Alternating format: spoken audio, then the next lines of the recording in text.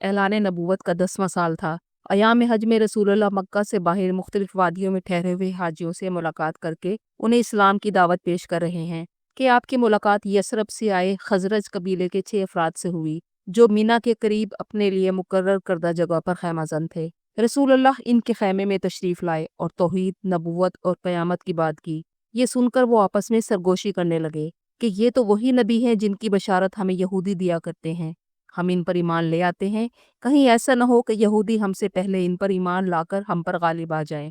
انہوں نے فوراً دعوت حق قبول کر لی اور وعدہ کیا کہ واپسی پر مدینہ میں دعوت دیں گے، جس کے نتیجے میں اگلے سال حج کے موقع پر 12 افراد ایمان لے آئے۔ جب یہ روانہ ہونے لگے تو رسول اللہ نے حضرت مصعب بن عمیر رضی اللہ عنہ کو ان کے ساتھ روانہ کر دیا تاکہ وہاں دعوت قرآن دیں۔ نبوت کے 13ویں سال جب رسول اللہ مکہ سے ہجرت کر کے مدینہ تشریف لائے تو وہاں موجود یہودی قبائل بنو نذیر، بنو قریظہ اور بنو قینقاع نے آپ کو دیکھا، اپنی کتابوں میں موجود نشانیوں کے مطابق پہچان لیا، جیسا کہ قرآن کی سورۃ الانعام کی آیت نمبر 20 میں ارشاد ہوا، جن لوگوں کو ہم نے کتاب دی وہ نبی کو ایسے پہچانتے ہیں جیسے وہ اپنی اولاد کو پہچانتے ہیں، لیکن حسد اور نفرت کی بنا پر آپ صلی اللہ علیہ وآلہ وسلم کا انکار کر دیا۔ انہوں نے خود کو ذہنی طور پر تیار کر رکھا تھا کہ آخری نبی بنی اسرائیل سے ہوگا، لیکن جب بنی اسماعیل سے آخری نبی مبعوث ہوئے تو ان کے قبائلی اور معاشرتی غرور نے انہیں آپ کی تکذیب کرنے اور سازشیں کرنے میں مشغول رکھا۔ ان کی کتابوں میں مذکور تھا کہ آخری نبی کا ظہور یثرب یعنی مدینہ میں ہوگا، تو وہ بہت پہلے اس نبی کے انتظار میں فلسطین، شام، عراق اور روم سے مدینہ آ گئے تھے، اور مدینہ کے قبائل اوس اور خزرج کو کہا کرتے تھے کہ عنقریب ایک نبی آنے والا ہے، ہم اس کے ساتھ ہوں گے اور تم پر غالب آئیں گے۔ اور یہودی کثرت سے اللہ سے دعا کرتے تھے کہ آخری نبی جلد آ جائے تاکہ وہ اس کی قیادت میں کافروں خصوصاً مشرکین عرب پر غلبہ حاصل کر لیں۔ سورۃ بقرہ آیت نمبر 89 میں ارشاد ہوا کہ جب وہی نبی ان کے پاس آ گیا جسے وہ پہچانتے تھے تو انہوں نے انکار کر دیا۔ ہزاروں یہودیوں میں سے چند یہودی ایمان لائے، جن میں یہودیوں کا سب سے بڑا عالم حضرت عبداللہ بن سلام رضی اللہ عنہ بھی شامل تھے، جو فرماتے ہیں جب میں نے نبی کریم صلی اللہ علیہ وآلہ وسلم کا چہرہ دیکھا تو فوراً پہچان لیا کہ یہ کسی جھوٹے کا چہرہ نہیں ہو سکتا۔ حق کے متلاشی حضرت سلمان فارسی کو ایران میں ایک عیسائی راہب نے ہی بتایا تھا کہ اب آخری نبی کا ظہور قریب ہے جو عرب کی سرزمین میں آئیں گے، ان کی نشانی یہ ہوگی کہ وہ صدقہ نہیں کھاتے، ہدیہ قبول کر لیتے ہیں، ان کے کندھوں کے درمیان مہر نبوت ہوگی اور وہ کھجوروں کی سرزمین کی طرف ہجرت کریں گے، تم انہیں تلاش کرنا۔ اس طرح رسول اللہ کی ہجرت سے پہلے ہی حضرت سلمان فارسی مدینہ پہنچ گئے اور یہ تمام نشانیاں رسول اللہ کی ذات میں پا کر مسلمان ہو گئے۔ توریت، انجیل اور زبور میں رسول اللہ کی پیش گوئیاں موجود ہیں، اب بھی ان میں اتنی تبدیلیوں کے باوجود محمد کا ذکر موجود ہے۔ Old testament chapter number 18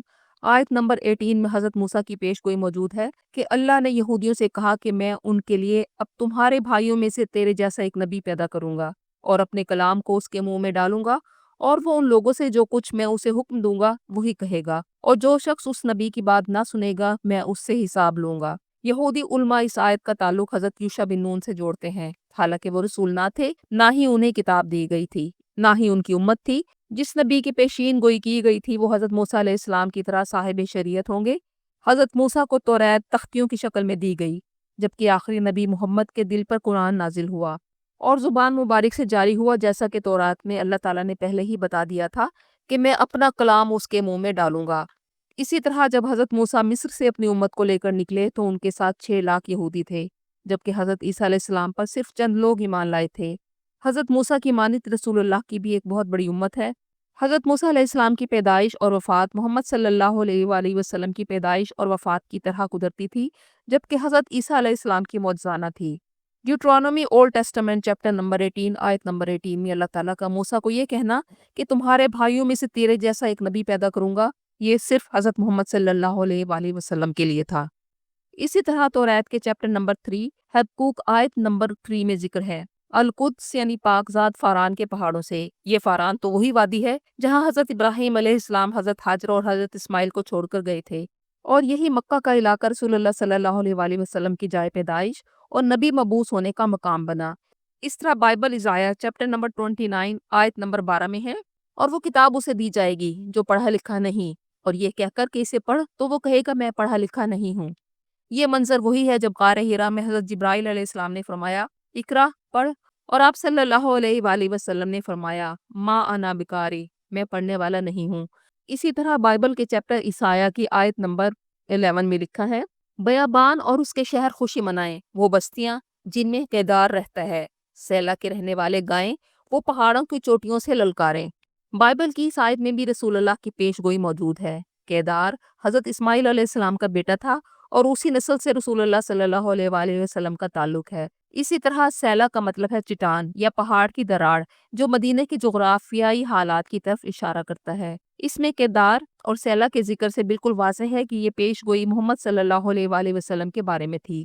gospel of John میں کئی آیات میں حضرت عیسیٰ علیہ السلام کے بعد رسول اللہ کو آخری نبی کے طور پر پیش کرنے کی پیشین گوئی بھی موجود ہے۔